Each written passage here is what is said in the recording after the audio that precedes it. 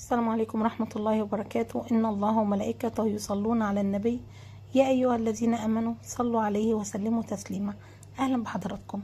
النهاردة معانا كام قصة كده وحكاية، لو سمعتوها بقلوبكم إن شاء الله مش هتخرجوا من الفيديو ده غير وانتوا واخدين قرار هيغير كل حياتكم كلها. القرار ده إن احنا إن شاء الله مش هنسيب الاستغفار أبدا مهما حصل. طب ليه مش هنسيب الاستغفار؟ تعالى وانا أسألك كام سؤال كده. عمرك كنت قاعد كده وحسيت بخنقه ومش عارف الخنقه دي جايه لك منين او ايه سببها؟ طب عمرك فضلت تدعي وتقول يا رب يا رب وما فيش اي حاجه بتتغير في حياتك؟ طب عمرك اتمنيت حاجه لسنين طويله ولسه ما جاتش لحد النهارده؟ لو ده حصل لك يبقى الفيديو ده ليك. هقول لك على حاجه. النهارده انا مش جايه اتكلم كلام ديني وخلاص، لا انا جايه اقول لكم قصص حصلت لناس شبه وشبهكم، ناس غلطت فتابت فاستغفرت فربنا عوضهم بشكل ما يتصدقش. القصة الأولانية كانت لست كبيرة. الست دي بسم الله ما شاء الله عليها نحسبها من الصالحين. كان ابنها متجوز بقاله 7 سنين وللأسف مراته ما حملتش. جربوا دكاترة كتير وراحوا وعملوا تحاليل وخدوا علاجات لكن ما فيش فايدة. قالت له بص يا ابني، أنا عايزك تستغفر ربنا كتير لأن الاستغفار ده رزق، النبي هو اللي قال كده.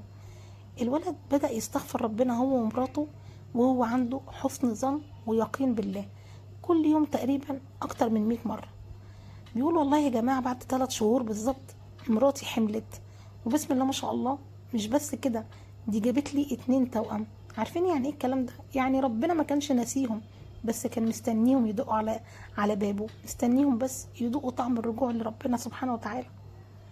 القصة اللي بعد كده لراجل كان تقريبا من الخليج، كان عليه ديون كتير جدا، بيقولك وصلت لملايين، لدرجة ان انا فكرت الانتحار وفكرت ان انا اهرب وفكر في حاجات كتير جدا. بس بيقول كل اللي كان شاغل تفكيري في الفترة دي ان انا استغفره.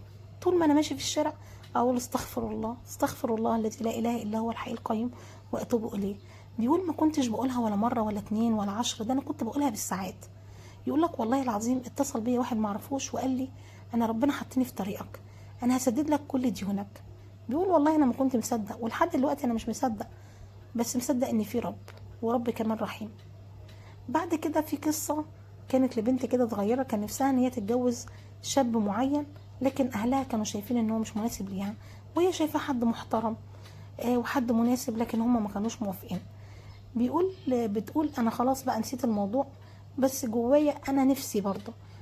بتقول رحت جايبه ورقه وقلم كده وكتبت فيها يا رب لو كان في خير ليا قربهولي وخلي لساني دايما عامر بالاستغفار. بتقول كنت بستغفر ربنا سبحانه وتعالى بعد ما اطلب الطلب ده تقريبا 1000 مرة. بتقول ما عداش 5 شهور غير والشاب ده رجع تاني وتقدم تاني، بس المرة دي اهلها وافقوا وما كانوش رافضين سبحان الله. لما اتحكت القصة دي قالت والله انا ما عملت حاجة غير ان انا استغفرت لربنا وربنا وفى سبحانه وتعالى.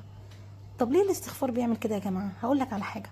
ربنا سبحانه وتعالى قال في كتابه فقلت استغفروا ربكم إنه كان غفارا يرسل السماء عليكم مدرارا ويمددكم بأموال وبنين ويجعل لكم جنات ويجعل لكم أنهارا. يعني إيه؟ يعني الاستغفار ده مطر، رزق، أولاد، جنات. عايز فلوس استغفر، عايز راحة بال استغفر، عايز ذرية استغفر، عايز تطمن استغفر. الاستغفار مش بس كلمات والله يا جماعة، دي عبادة بتفتح لك كل أبواب السماء. طب نعمل ايه دلوقتي؟ خد قرار من النهاردة وخلي ليك ورد كل يوم استغفار ما يقلش عن 100 مرة في اليوم.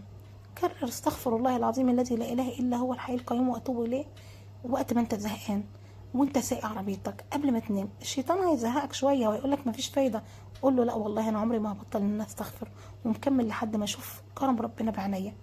لو وصلت لهنا فربنا سبحانه وتعالى اراد ان الرساله دي توصل لك. لو قلبك اتحرك بالقصص دي فده مش مني، ده من ربنا سبحانه وتعالى. وصدقني اللي خلقك مش هينساك، هو مستني بس لحظه صدق منك، لحظه استغفار كده نابعه من جوه قلبك، وقتها هتشوف العوض ان شاء الله اللي عمرك ما كنت حتى تتخيله.